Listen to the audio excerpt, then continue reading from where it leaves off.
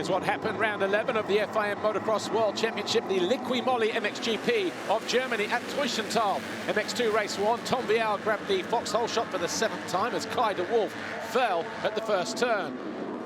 Vialle led. Thibaut Beneston ran the outside in second. The rider in orange was Jan Panzer, two gas machines of Langenfelder and Adamo, as Geerts recovered from a first turn Malay drama. He was poor around the first turn, but he quickly started making inroads. He made this pass on Panzer to get himself into third. And then top of your screen, Harup up the inside of Panzer to move into 4th place on lap 6. Andrea Adamo found his way down the inside of homeboy Langenfelder to take over 6th position before the halfway point, and eventually, after following his teammate, lap 10, Jago Geerts ran the outside of Thibaut Beneston to take over 2nd. He then had clear track to Tom Vialle, but it was Vialle who crossed the line to win for the 10th time this season. Geerts 2nd, Beneston, Harup and Panzer, your top 5.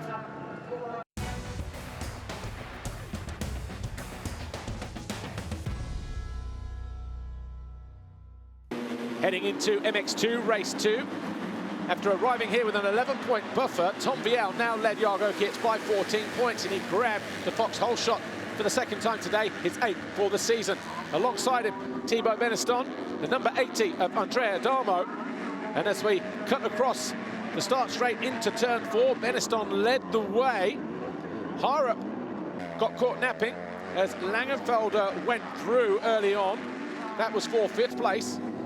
And then Jago Geerts found his way past Andrea Adamo as he moved into 3rd. He then went after Tom Vialle. Meanwhile, Langenfelder got the better of Adamo as well. Adamo would eventually finish in 6th place. Big talking point of the race, though. A little bit later on, after Harup found his way up the inside to move into 4th place, 5th place, Tom Vialle, his machine expired whilst in 2nd position, handing the place to Jago Geerts. Beneston was long gone at the head of the field, but for Tom Vialle, he would not score points in race 2. And that would have consequences at the top end of the championship as well. Harup back down the inside of Langenfelder to move into 3rd then, before the halfway stage. Jago Geerts on his own in 2nd position. Couldn't do anything about his teammate. And the Monster Energy Yamaha rider Thibaut Beneston rounded out the final turn to take the win, his 2nd in successive Grand Prix and his 1st overall Grand Prix victory.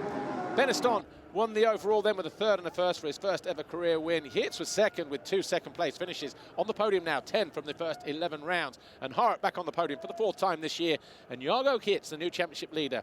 He goes by Vialle, who's now 8 points adrift. Langenfelder 3rd, Horgmo and Harup round out the top 5. They were your top 3 here this weekend. But Jago Geerts, your new leader as we head to round 12. I'm really happy. I was waiting this for a long time now. I know I can do it until now, but it was really difficult. The guys are really sharp, and after the injury it was difficult to come back at 100%, but finally I'm really close from it, and I'm really happy. And I want to say thanks to all the people in my back who make the rehab with me and who believe in me.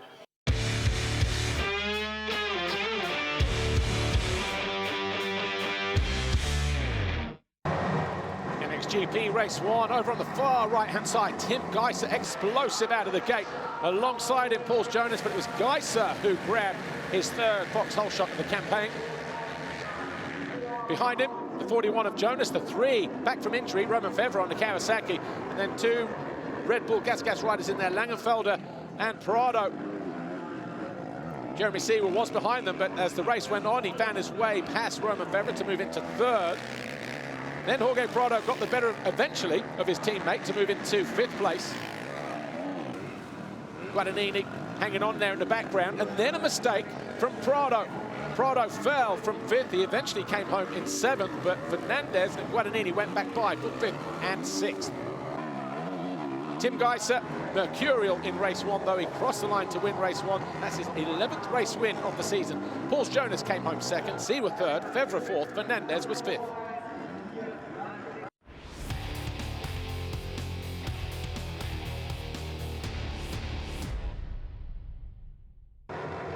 After Maxime Renault didn't line up because of injury in the qualifying race, Tim Gajser now had a 98-point championship lead over the Frenchman, but it was Jeremy Seewer who crossed the foxhole shot line in race 2 for the first time this year on his Monster Energy Yamaha. Tim Gajser was there in 2nd, Prado was 3rd, Fernandez fourth briefly. But then Geiser, after being passed briefly, found his way back into second.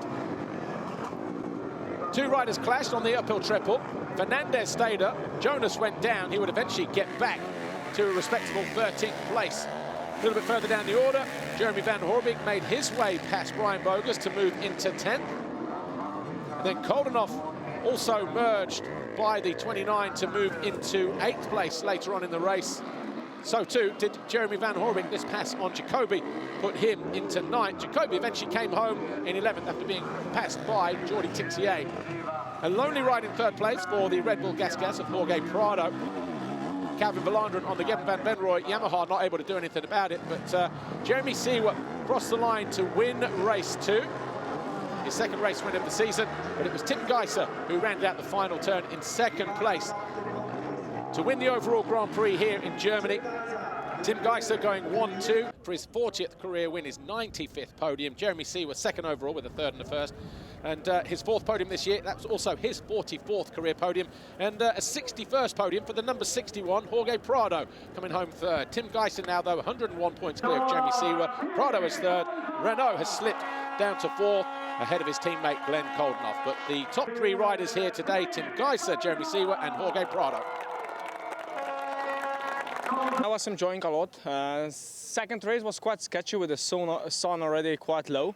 But anyway, I didn't have the best start. I was 3rd or 4th, and I came behind Jeremy. He had a good speed, and I was quite happy to sit on the 2nd place because it was quite dangerous if you push too hard. So yeah, quite happy.